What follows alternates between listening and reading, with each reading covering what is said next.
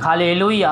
तो आज के मन के हम देखते हैं मत्ती के 17 अध्याय के उसके 14 पद से। वहां पर लिखा है दुष्ट आत्मा ग्रसित बालक को चंगा करना। यहाँ एक पिता अपने बालक को यीशु के चेलों के पास ले जाता है, लेकिन उनकी यीशु के चेले हैं उस बालक को चंगा नहीं कर पाते, दुष्ट आत्मा को उसके शरीर से नहीं निकाल पाते हैं। उसके बाद उस बालक के पिता जो है यीशु मसीह के पास ले जाता है और यीशु मसीह उस बालक को चंगा कर देता है। लेकिन जब उसके चेलों के पास ले गया तो उसको क्यों नहीं चंगा कर पाया, वही आज हम इस वीडियो में देखेंगे। तो मत्ती के 17 अध्याय के 14 पद से पढ़ेंगे। जब वे भीड़ के पास पहुंचे तो एक मनुष्य उसके पास आया और घुटने टेक कर कहने लगा, हे रब प्रभु, मेरे पुत्र पर दया कर, क्योंकि उसको मिर्गी आती है और वह बहुत दुख उठाता है और बार बार आग में और बार बार पानी में गिर पड़ता है।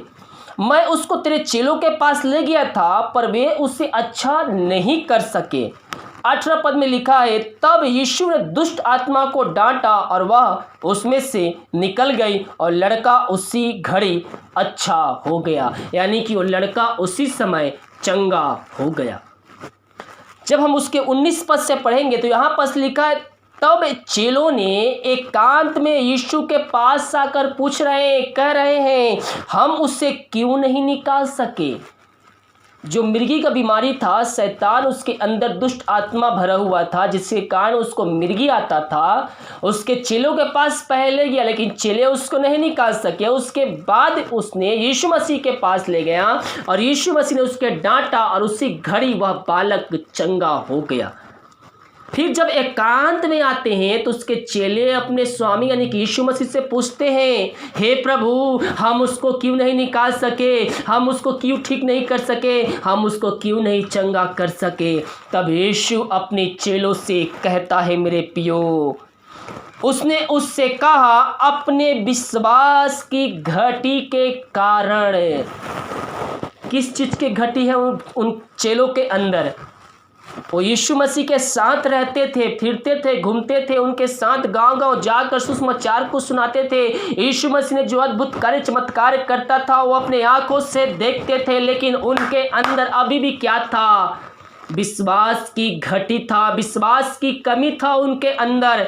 इस कारण वह दुष्ट आत्मा ग्रसित बालक को वह चेले चंगा नहीं कर सके, ठीक नहीं कर सके और उसमें से दुष्ट आत्मा जो था उसको नहीं निकाल सके। उसी ने यीशु मसीह ने उससे कहा, तुम्हारे विश्वास की घटी के कारण तुम उस बालक को चंगा नहीं कर सके, दुष्ट आत्मा को नहीं निकाल सके। क्योंकि मैं तुमसे एक सच कहता हूँ, यदि तुम्हारा विश्वास राई के दाने के बराबर भी हो तो इस पहाड़ से कहोगे, यहाँ से सरक कर वहाँ चला जा, तो वह चला जाएगा और कोई बात तुम्हारे लिए असंभव ना होगी।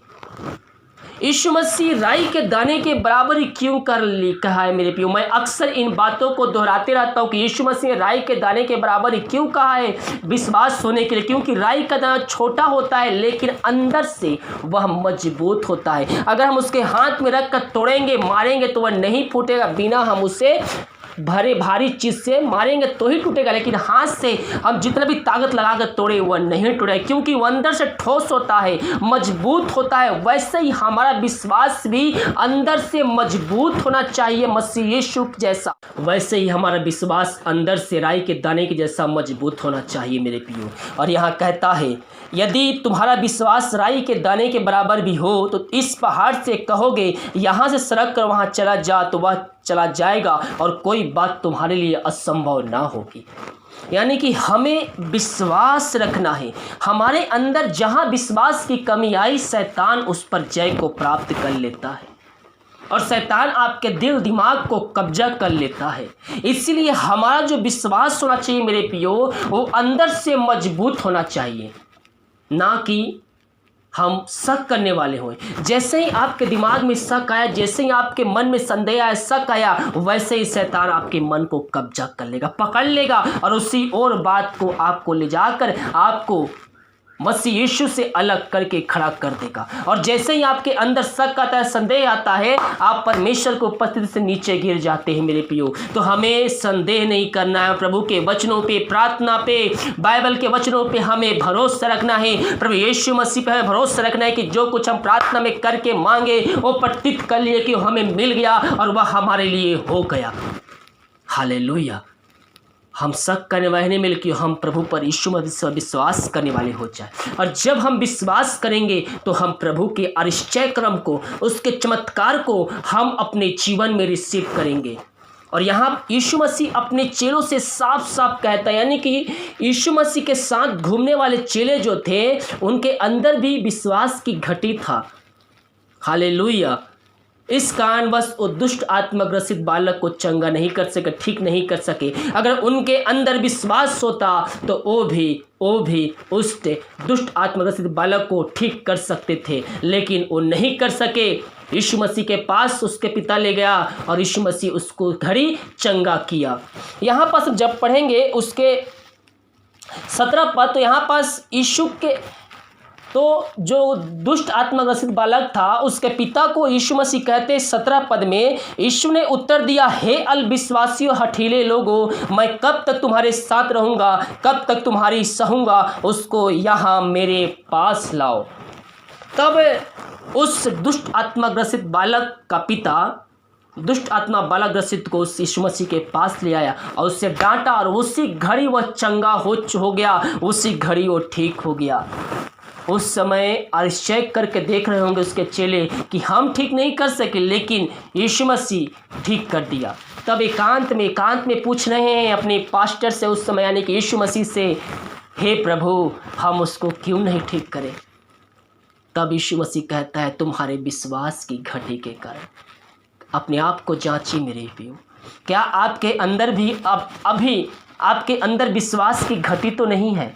अगर है तो प्रभु से प्रार्थना कीजिए, पवित्र आत्मा की सहायता लीजिए, प्रभु आपको उसमें सहायता प्रदान करेगा और आपका विश्वास मसीह यीशु में जड़ पकड़ देना चाहिए। जब मसीह में आते हैं तो बहुत से लोगों का उस समय तो विश्वास एकदम 100% रहेगा, भरपूर रहेगा। जो नए नए विश्वासी होते हैं या फिर पुराने विश्वासी भी, वो मसीह यीशु में बहुत विश्वास करते, लेकिन जैसे जैसे प्रार्थना का उत्तर मिलने का टाइम थोड़ा लंबा होते जाएगा, प्रार्थना का उत्तर नहीं मिलेगा, समस्याएं आएंगी, दुख आएंगे, तकलीफ आएंगी, तब जो उनका विश्वास है वो डगमगा जाता है। उस समय वो मसीह यीशु से धीरे धीरे वो पीछे होने लगते हैं। जो प्रार्थना 3 टाइम करते हैं 2 टाइम करना चालू कर देंगे, धीरे धीरे 1 टाइम करना चालू कर देंगे, धीरे 5 मिनट, उसके बाद वो प्रार्थना करना ही बंद कर देंगे। मैं पियो, प्रार्थना बगैर विश्वासी जिंदा नहीं रह सकता।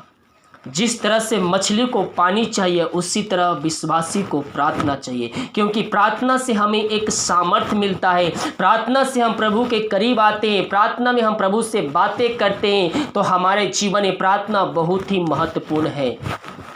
और जब हम मसीह में आते हैं तो हमारा विश्वास भी अंतिम क्षणों तक उतना ही मजबूत होना चाहिए जितना आपके अंदर विश्वास शुरू में था। हालेलुया। हमारा विश्वास उतना ही होना चाहिए मेरे प्रियो। प्रार्थना का उत्तर कभी लेट कभी जल्दी मिलता है, ये नहीं कि हम प्रभु से अलग हो जाए। नहीं मेरे प्रियो, हमें प्रभु पर भरोसा रखना है। अंतिम क्षण तो बाइबल कहती है, प्राण देने तक विश्वास रख तो मैं तुझको जीवन का मुकुट दूंगा।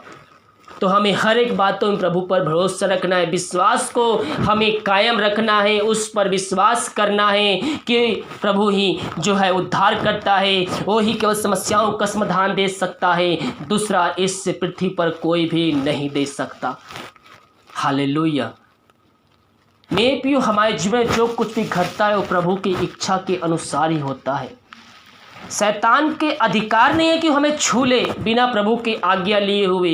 जब अय्यूब की पुस्तक पढ़ेंगे तो अय्यूब के बारे में आप पढ़ेंगे, शैतान ने परमेश्वर से आज्ञा लेकर अय्यूब के जीवन में अटैक किया। यानी कि हमारा जो शरीर है, हमारा जीवन है, जो हमारा लाइफ है, जो कुछ भी होता है वो प्रभु की आज्ञा के अनुसार होता है, क्योंकि शैतान के पास अधिकार नहीं है कि वो आपको और हमको छू भी ले, प्रभु के जनों को भी छू ले, जब तक उसके तरफ से आज्ञा ना मिले। हालेलुया। तो हमें प्रभु यीशु मसीह विश्वास करना है। परिस्थितियाँ चाहे हमारे विपरीत क्यों ना हो, समस्याएं हमारे सामने क्यों ना हो, हमें उस समय प्रभु यीशु मसीह विश्वास करते हुए आगे बढ़ना है। प्रभु समाधान देगा, समस्याओं का समाधान देगा और आपको आज़ादी दिलाएगा। हालेलुया। पिता परमेश्वर, इन सारे भाई बहनों को हम तेरे हाथों में सौंपते हैं। ये जो वचन सुने हैं पिता, इनके हृदय रूपी पट्टियों पर उतरने पाए पिता परमेश्वर। हाँ पिता, हम इनके लिए प्रार्थना करते हैं पिता, ये शक करने वाले नहीं बल्कि विश्वास करने वाले हो जाए पिता परमेश्वर। हाँ पिता, जिस तरह से चेलों के अंदर विश्वास की घटी था पिता परमेश्वर, और वो दुष्ट आत्मा किसी बालक को नहीं निकाल सके खुदावन। हाँ प्रभु जी, हम तुझसे प्रार्थना करते हैं पिता, इनका विश्वास मसीह यीशु में जड़ पकड़ते जाए पिता परमेश्वर। ये संदेह करने वाले नहीं, ये शक करने वाले नहीं, बल्कि ये तुझ पर विश्वास करने वाले हो जाए पिता। यही हम प्रार्थना करते हैं पिता। इन सारे भाई बहनों को तेरे हाथों में सौंपते हैं।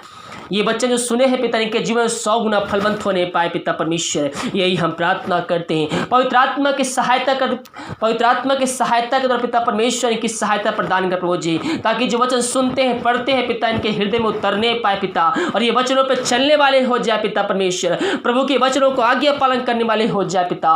यही प्रार्थना करते हैं, और ये अंतिम क्षण तक ये तुझ पर भरोसा करने वाले हो जाए। यही प्रार्थना करते हैं। इन सबको तू आशीष प्रदान किया पिता, हम धन्यवाद देते हैं। ये वचन जिस घर में चल रहे पिता, उस घर के लोग भी उद्धार को प्राप्त करने वाले हो जाए पिता। जिस तरह से ये भाई ये बहन अपने जीवन का उद्धार करता तो उसको स्वीकार किए हैं पिता, दूसरे लोग भी पिता, घर के लोग पिता, वो तुझको जीवन का उद्धार करता स्वीकार करके पिता परमेश्वर अपने जीवन का उद्धार करता स्वीकार करने वाले हो जाए, और प्रभु यीशु मसीह के राज्य में सहभागिता हो जाए। यही हम प्रार्थना करते हैं। इन सबको आशीष प्रदान किया, हम धन्यवाद देते हैं। प्रार्थना सुना, धन्यवाद यीशु के नाम पिताजी आशीष मांगते हैं, आमीन।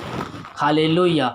आज का वचन 1 घंटे पहले पोस्ट हो चुका है, तो जाइए वचन को देखिए और उसको अपने जीवन में अपने घर में रिसीव कीजिए। प्रभु आपको उसमें आशीष प्रदान करेगा। वीडियो को लाइक कमेंट शेयर कीजिए, ताकि और भी लोग मसीह यीशु को जानकर अपने जीवन का उद्धार करता प्रभु यीशु मसीह को स्वीकार कर सके। हालेलुया। God bless you.